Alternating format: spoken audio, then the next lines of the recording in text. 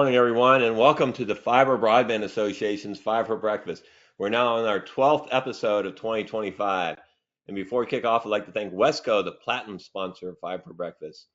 On Friday night, the Senate passed a bill to keep the federal government funded through September, just hours before the deadline, averting another government shutdown. Funding the government was a top priority for Congress last week, and they're in recess this week. So we're anxiously awaiting the confirmation hearing for Ariel Roth to become the next NTIA administrator. Louisiana, Nevada, and Delaware are all impatiently waiting on approved final proposals for their BEAD broadband infrastructure programs, and they have shovels ready to break ground. I received an email from Evan Feinman, the NTIA BEAD director, on Saturday morning announcing that he resigned from NTIA and expressing his frustration for the 3 states desperately awaiting NIST approval before they can put shovels in the ground, and for the 30 other states that are already performing sub-grantee selections that will also be delayed and waiting on potential NTIA program revisions. He conceded that NTIA in the previous administration overstepped with unnecessary provisions related to labor and wage, climate resiliency, middle-class affordability, etc., and agreed with the new NTIA's intent to remove these provisions and streamline the program. Evan's frustration is also largely focused on the administration's focus on increasing the role for low Earth orbit satellites in the BEAD program. Feynman is urging the industry to reach out to your congressional delegations and reach out to the Trump administration and tell them to strip out the needless requirements, but don't strip away the state's flexibility to get the best connections for their people. The Fiber Broadband Association is looking forward to Ms. Roth's confirmation to run the NTIA, and we look forward to her expedited review and actions to streamline and accelerate the NTIA BEAD infrastructure program. Over at the FCC, Chairman Brendan Carr announced a new initiative last week aimed at removing unnecessary and burdensome regulation in a docket titled Delete, Delete, Delete. The agency is seeking public comment for which FCC rules, regulations, or guidance the agency can consider eliminating. So we will be submitting our comments. Next week, the Fiber Broadband Association will be holding a regional Fiber Connect workshop in Philadelphia on Tuesday, March 25th. This regional event will sell out. We only have a few seats left, so please register today. And next Wednesday after the event, we'll be down in Philly. From Philly, we'll be down to Harrisburg to meet with state legislatures. So after Philly, Fiber Day on the Hill is April 9th, and then we'll have a day on the Hill on April 10th, so please join us for that. We'll have our big annual conference in Nashville, June 1st to 4th, which is going to be epic. I cannot wait. Then we'll be up in Anchorage in July, Toronto in August, Spokane in September, Scottsdale in October, Kansas City in November, and then cap the year with our premier member meeting in Palm Springs on December 8th and 9th. That brings us today's Five for Breakfast with our good friend Jeff Heynen, the Vice President of Broadband Access and Home Networking for Dell'Oro Group, who's going to share his latest research on where do we go from here, North American Broadband Deployment Trends. But before I formally introduce today's guest, I'd like to introduce David Norris from our team who's going to walk us through some housekeeping items. Thank you very much, Gary, and good morning to everyone who's joined us today. Before I go over a few logistics, we'd like to once again thank our platinum sponsor, Fiber for Breakfast, Wesco. Now, please keep in mind all participants are in listen-only mode. To ask a question, please type it into the question box, which is located in the upper right corner of your screen. We will host a Q&A session with our panelists at the end of today's presentation. This presentation is being recorded and will be available within 24 to 48 hours on the FBA website, and you can find that recording in the Events tab under the Fiber for Breakfast drop-down option. Finally, at the conclusion of today's presentation, you'll be prompted to complete a brief feedback survey. Please take a moment to do so. We appreciate your input. And with that, I will pass things back over to Gary to get us started. Gary? Thanks, David. Good morning. I'm Gary Bolton, the President and CEO of the Fiber Broadband Association. Last week on Five for Breakfast, our guest was Eric Bathurst, the Chief Technical Officer for the Infrastructure Department, our Maryland Department of Information and Technology, who discussed the state of Maryland bridges digital divide with new digital infrastructure group called DIG. If you missed that last week's session, you can go to our website and watch the replay. Today on Five for Breakfast, our guest is our good friend, Jeff Heynen, the Vice President of Broadband Access and Home Networking with Dell'Oro. who's going to share his latest research on where do we go from here, North American Broadband Deployment Trends. Jeff joined Dell'Oro in 2018. Wow, it doesn't seem that long ago, Jeff. And is responsible for broadband access and home networking market, fixed wireless access infrastructure, and CPE, cable outside plant market research program. Jeff has expanded the scope of broadband access and home networking areas to encompass fixed wireless CPE, virtual CCAP, remote PHY, remote MAC-PHY, and DOCSIS 4.0. I love all the cable acronyms. And he also authors numerous articles and white papers, and research analysis have garnered widespread citations in leading trade and business publications. Furthermore, Mr. Heynen is a frequent expert judge and invited to speak at industry conferences and events, and he will be at Fiber Connect 2025. So welcome, Jeff. And for our audience, please type in your questions as we go, and we'll work those into discussion. With that, I will turn it over to Jeff Heynen. Hey, thanks, Gary. I really appreciate it, and I thank all of you in the Fiber Broadband Association for having me. I always appreciate the opportunity to present our data. So let's get right into it with the next slide, please. So what I wanted to do today was really just, now that 2024 is behind us and we're well into 2025, I wanted to go over what the numbers are telling us from an equipment perspective, how things are going here in the North American market.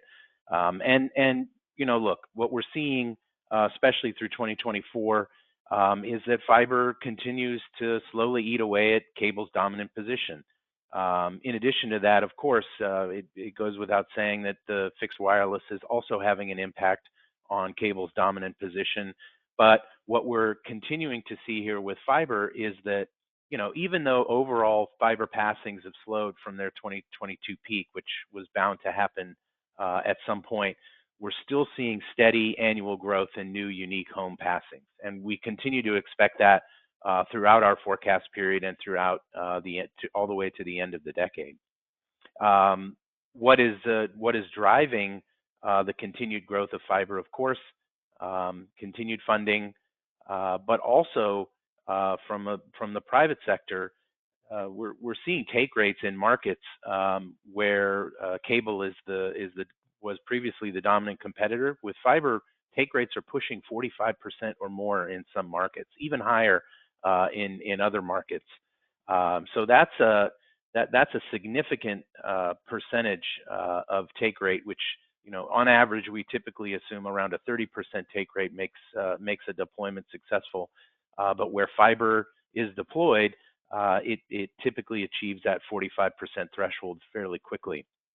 In addition, for those operators, the larger operators that report their finances publicly, it's very clear that when they overbuild with fiber, they see broadband ARPU increases, so revenue per user, and that helps to boost wireline revenue, which you know, wireline revenues have been fairly stagnant for these operators over a period of time, and that is nothing short of a positive gain for those operators.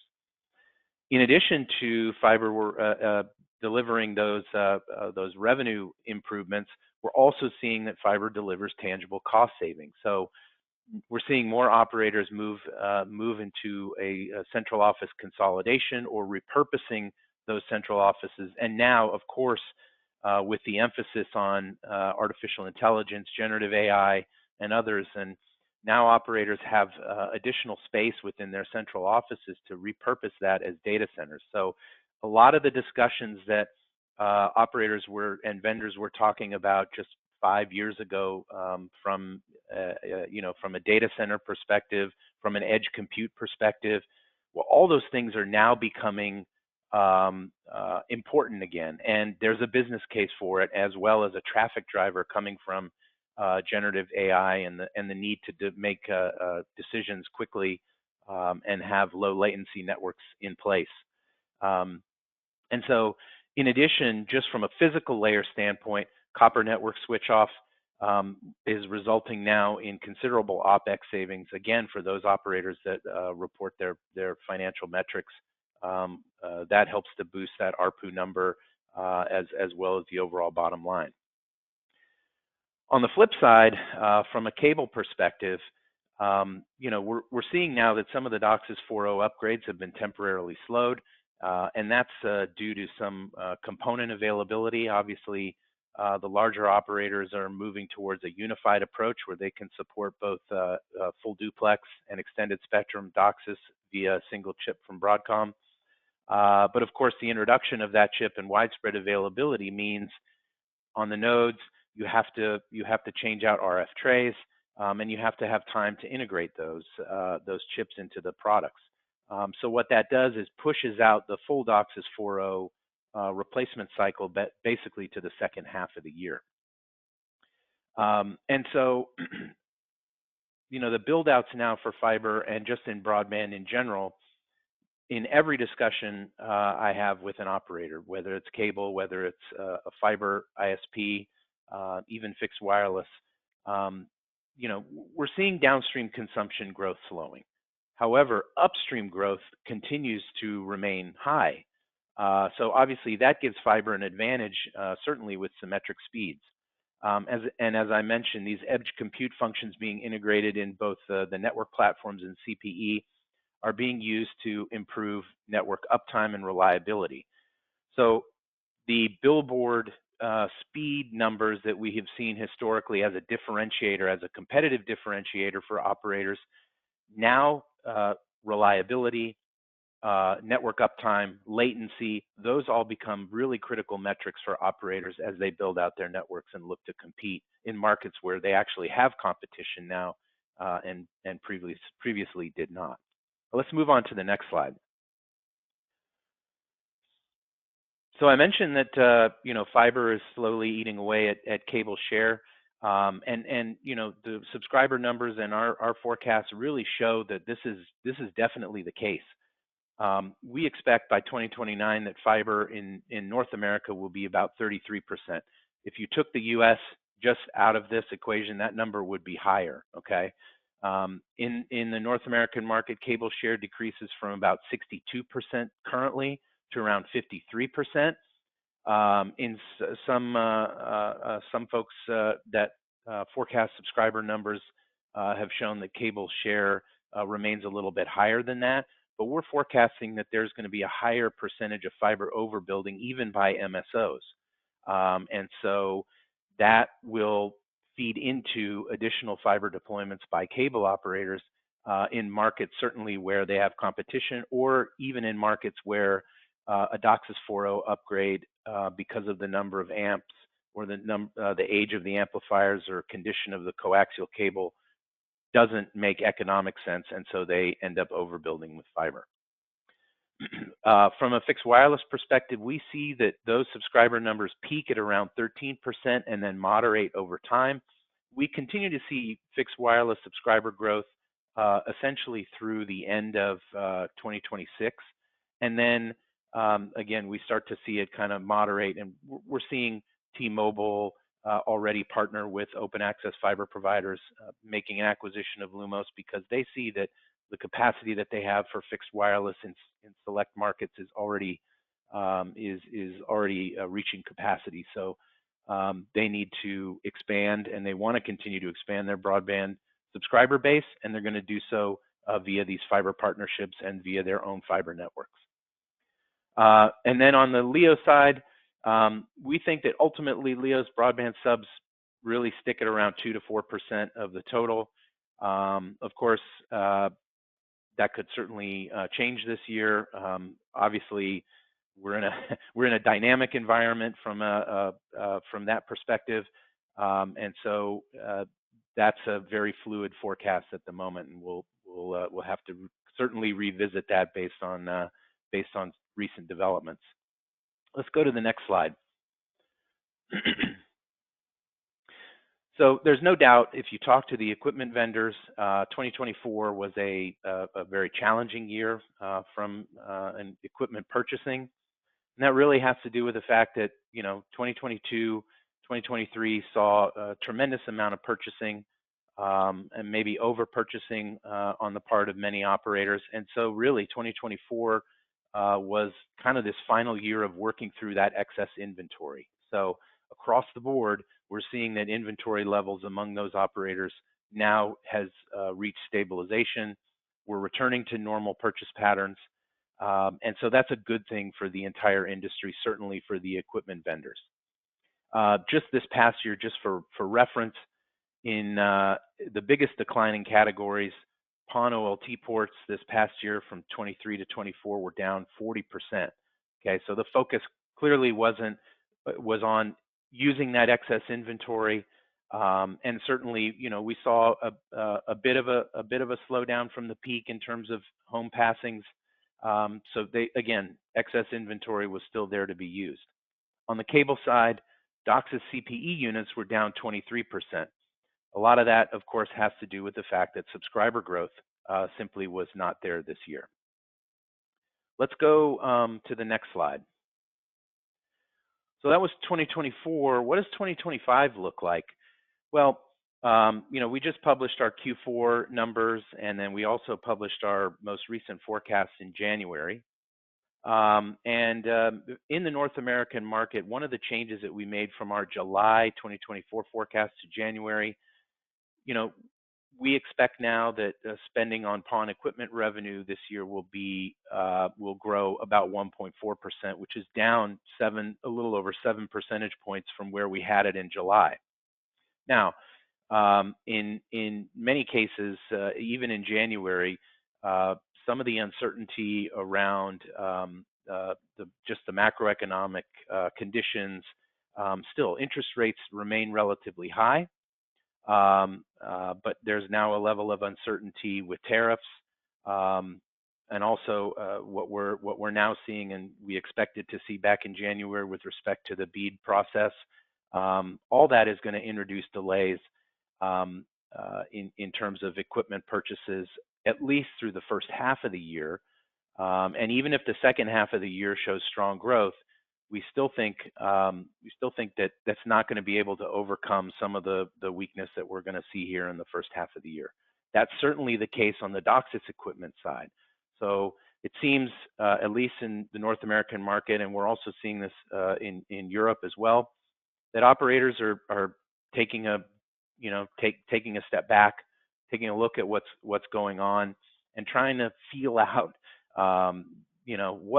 what are my consumers, what are my potential subscribers looking for? And so, the one thing that we know has happened is that fixed wireless has occupied a niche here in the North American market of low-cost broadband, right? Best available but lowest cost broadband. And we expect that for the short term, that fixed wireless will continue to occupy that niche. It's mostly going to impact cable operators, again, at the low end. And so affordable broadband is going to be the name of the game at least through 2025. And then after that, certainly we're hopeful that there will be a resumption in growth, that we see the need for operators to continue to upgrade their networks to support premium speeds, reduce latency, and that subscribers will be educated to the point where they see the value in having these premium connections again over what their household budgets are requiring at the moment. But let's go on to the next slide. So, just going back to 2024, just breaking down the OLT port shipments by technology, you can see the decline that we saw in 2024. We mentioned that the operators overbought capacity in 22 and 23, and really their focus has shifted to maintaining those high take rates, justifying the deployments and markets that they were currently available, and marketing services, and turning up those new subscribers.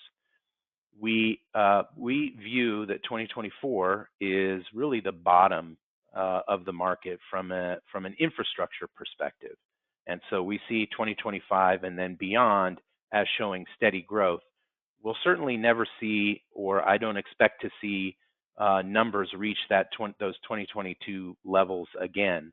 However, maintenance levels and growth levels at that 2021 and 2023 level are certainly achievable, and that's what we expect to see, around 800 to 850,000 new ports going into the market, certainly as more operators deploy fiber networks, overbuild their copper networks with fiber. So that is a steady growth over the longer term.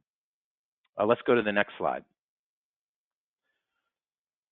On the flip side, of course, if the infrastructure build-outs aren't occurring, one of the reasons for that is because of the need to grow your subscriber base, and that is exactly what we saw in 2024.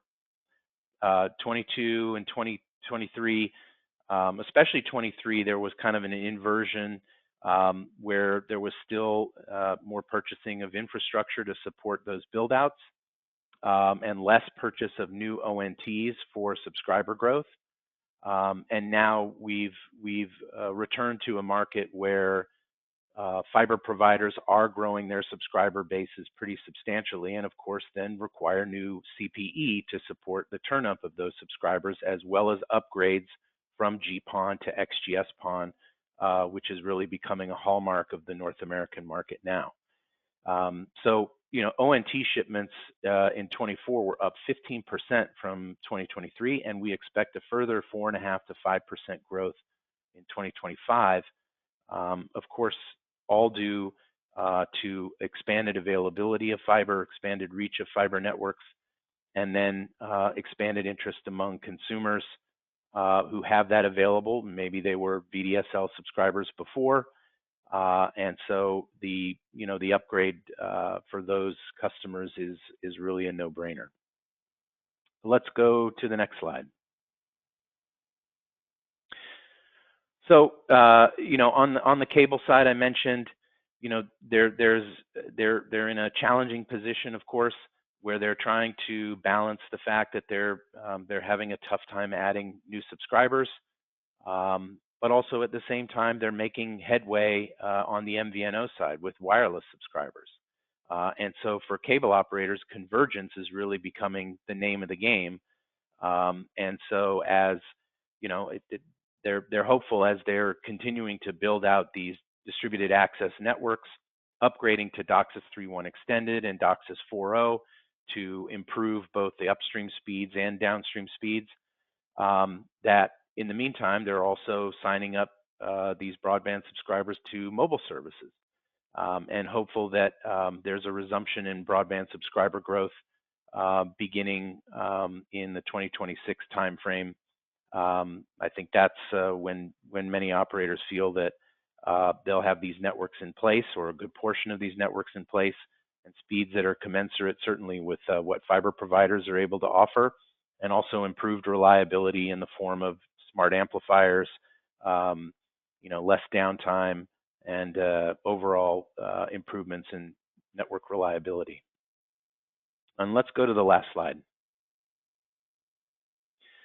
And then, lastly, on the fixed wireless side, no question that the three major operators on the using 3GPP technologies, right, continuing to grow their subscriber base.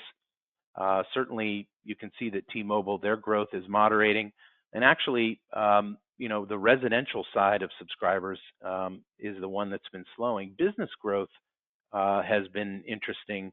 They've gone to market. Certainly, both Verizon and T-Mobile have gone to market with a very attractive offering. If you've got multiple offices and you're used to, as an IT person for a company with multiple locations, dealing with the broadband provider in those markets, why not deal with a single provider by using fixed wireless, especially if you've got small restaurants, coffee shops, things like that, where you need just point of sale. You don't need high bandwidth applications. Maybe you need a guest Wi-Fi network and then point of sale or some IoT bandwidth and capacity. And that's been an attractive offering on the business side. But again, this growth for these fixed wireless, both on the residential and business side, we expect to continue through 2025 and into 2026, but again, pulling largely more from lower end of cable broadband subscribers and also business cable subscribers from the small to medium business market.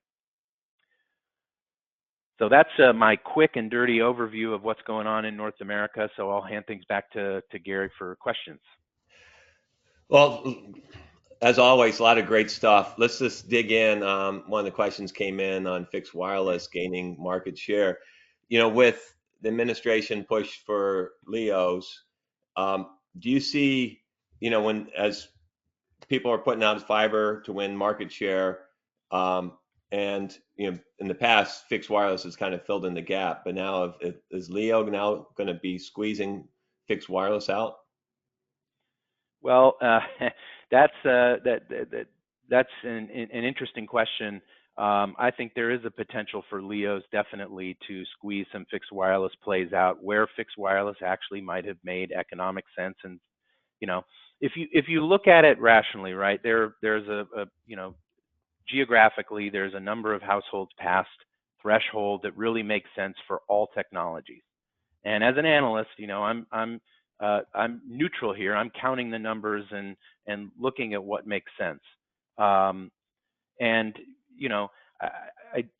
think that there seems to be an emphasis now that LEOs can solve these issues where there are technologies that longer term will be better suited.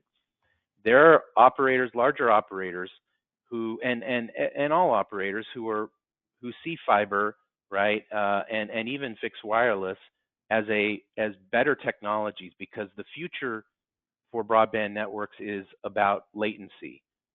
If you see the growth of generative AI in these networks, and the winning networks are going to be the ones that are able to make decisions faster, that are able to process requests faster. Latency is a big part of that. Bandwidth is a big part of that.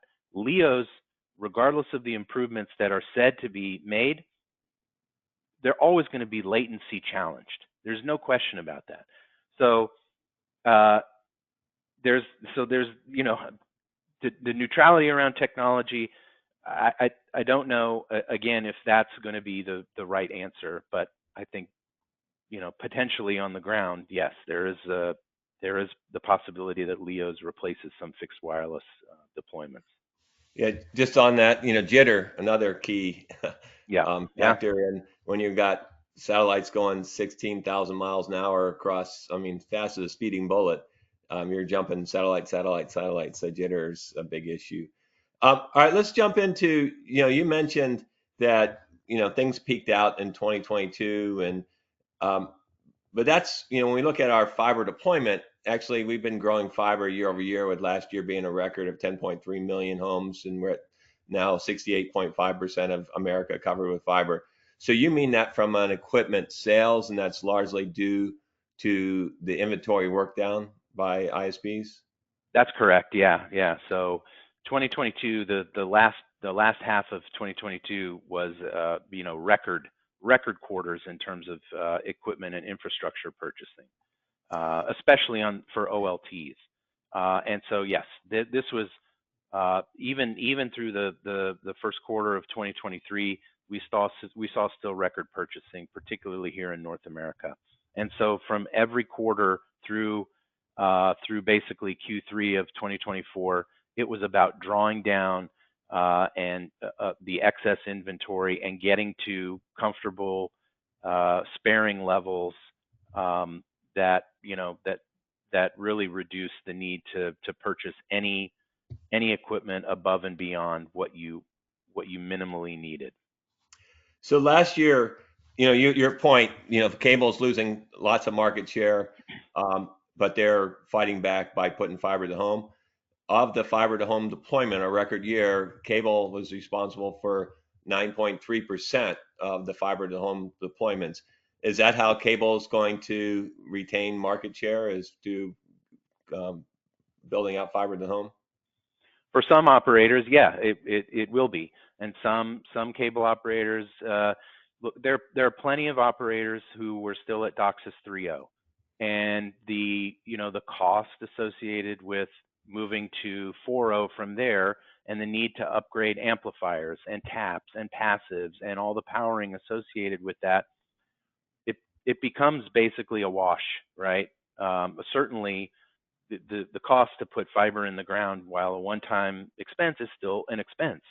But if you can see a return on investment for that, and especially if you need to build a competitive wall around the areas that you serve, there are many cable operators who see that and are not afraid to go ahead and overbuild with fiber, overbuild their DOCSIS networks, and gradually cut those operators or subscribers over. You know, if I was one of the big three cable operators, I would take a page from the AT&T playbook, call up BlackRock, create a joint venture so that I can get my CapEx off the books to build out, all the fiber to the home with a new entity, and then repatriate that entity later as a great investment.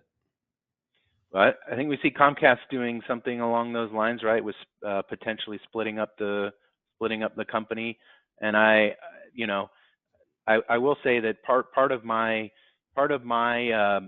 forecast changes for the year have to do with some potential consolidation in the space this year, which I believe is going to happen along those lines, Gary.